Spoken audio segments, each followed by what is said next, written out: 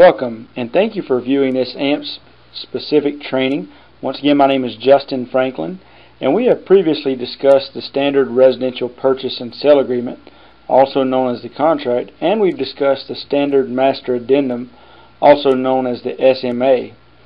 But to add to our confidence in contracting, we're going to go through a specific fact pattern here that will help us identify an AMPS deal and how to get that deal under contract. Okay, we're going to set up this fact pattern in order to go through the example of an AMPS deal. Through our marketing, we may have found a prospective seller who has a mortgage on their home with monthly payments of $800 and a principal balance remaining of $100,000. This prospective seller just wants to be able to walk away from the mortgage payments.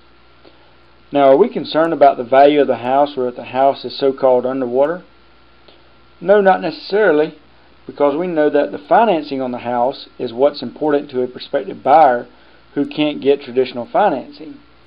Not necessarily that the house is being sold for quote-unquote fair market value. Also, through our marketing, we have identified possibly a prospective buyer who is interested in a house that meets the specifications of our prospective seller's house and who is willing to pay $10,000 down and $1,000 per month for such a house. Now, this is a great deal for an investor. The investor has the opportunity to bring these two market demands together and make a nice profit of up to $10,000 up front and $200 per month thereafter.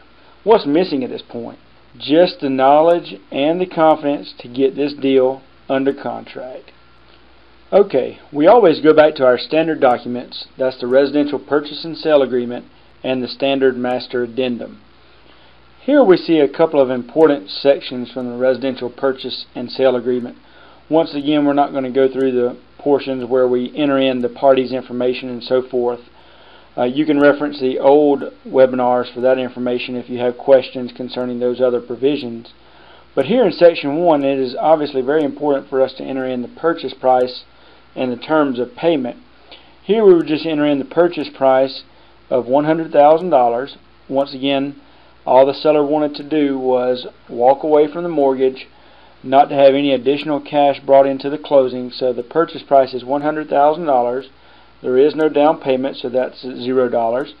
And there are no additional funds being brought to closing, so that's entered as $0. However, there is financing arrangement provided in the standard master addendum, and C is always incorporated, and we'll always use these documents together.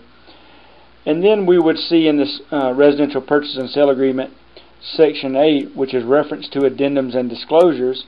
And here is where we'd expressly show that the standard master addendum is incorporated into purchase and sale agreement explicitly. We would put an X beside standard master addendum.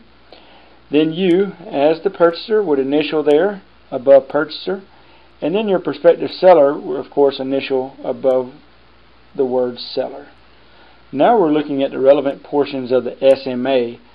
In particular, it's the subject to financing section, and here it just says purchaser has paid $0 and will pay within a certain number of days. That not being applicable here, we have entered NA,